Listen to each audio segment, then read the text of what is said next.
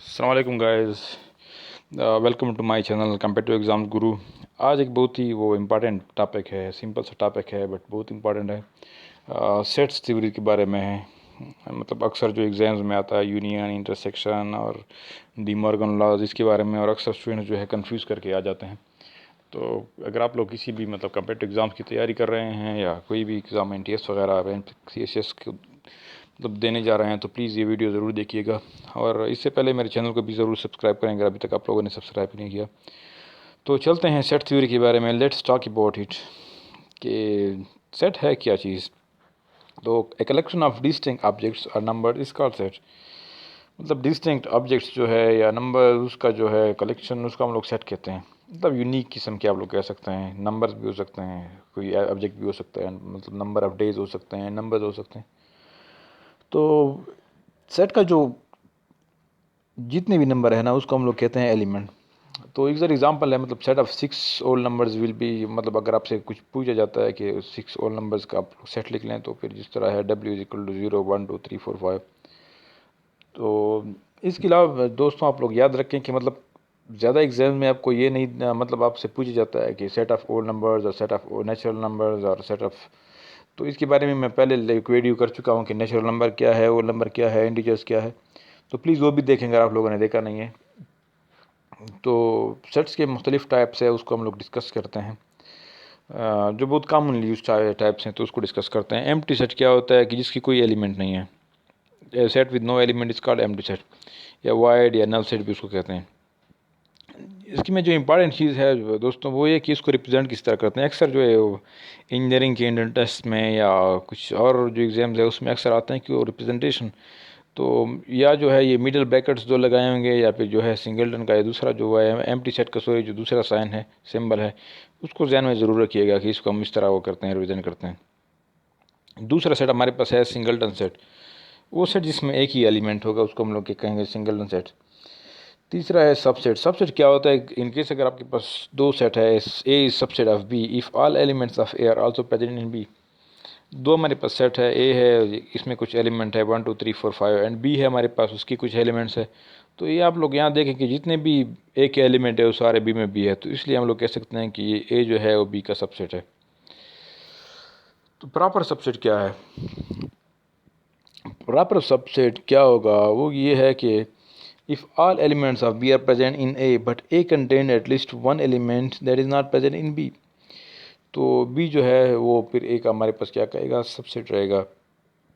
For example 1 2 3 4 5 हमारे पास ए है, B 1 2 3 4 है, तो 5 जो है वो ए में तो है बट बी में नहीं है, तो बी क्या है, उसका प्रॉपर सबसेट है ए का।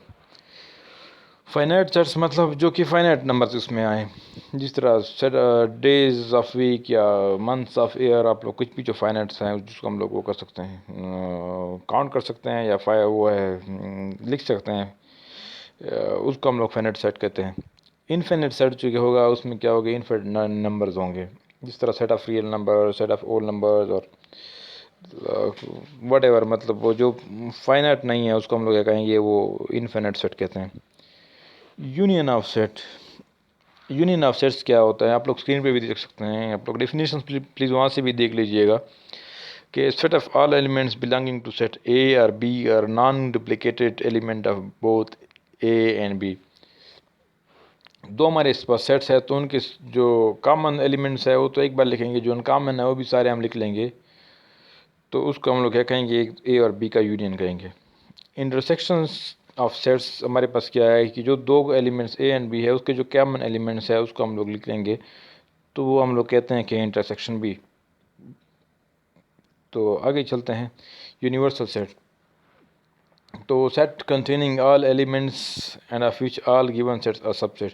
फॉर एग्जांपल हमारे पास डिफरेंट सेट्स है, तो एक सेट ऐसा है जिसके सारे जो सबसेट सेट्स जो हैं वो सारे उसके सबसेट है, और उसमें वो सारे एलिमेंट्स हैं जो दूसरे सब सेट्स में, तो उसका हम लोग क्या कहेंगे, यूनिवर्सल सेट्स कहेंगे, उसको यू से रिप्रेजेंट करते हैं।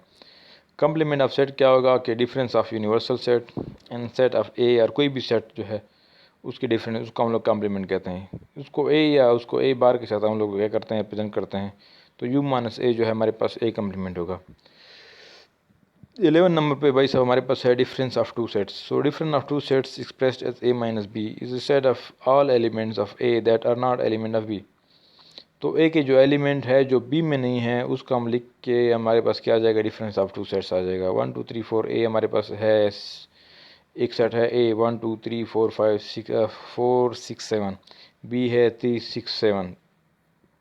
तो ए माइनस बी हमारे पास क्या है, जो हमारे पास अनकॉमन एलिमेंट्स है ए के जो बी में नहीं है वो हमने लिख दिया 1 2 4. तो ये हमारे पास डिफरेंस आ गया उसका. तो ये नेक्स्ट जो है लॉ है वो बहुत इंपॉर्टेंट लॉ है. प्लीज़ आप उसको वो करें, मेमोराइज़ करें या लिख लें या कुछ मतलब सीख लें. एग्ज़ाम में ज़्यादा ये आता है. तो डिमॉर्गन्स लॉ कहते हैं इसको. बहुत ही इंपॉर्टेंट लॉ है इसका, सेट थ्योरी का. ए यूनियन बी और intersection is equal to A intersection A complement intersection B complement and A intersection B whole complement is equal to A complement union B complement. So ये हमारे पास क्या है, वो De Morgan law है. तो उम्मीद है आप लोगों को तो उसका ये मतलब इंटरसेक्शन वगैरह आते होंगे. फिर भी कुछ कन्फ्यूजन है तो प्लीज़ मुझे कमेंट सेक्शन में बता दीजिएगा, मैं इस पर भी अलग से वीडियो बना दूंगा. तो thank you very much friends for watching this video. I hope this was helpful and please subscribe my channel Competitive Exams Guru. I'll be very grateful. Thank you very much.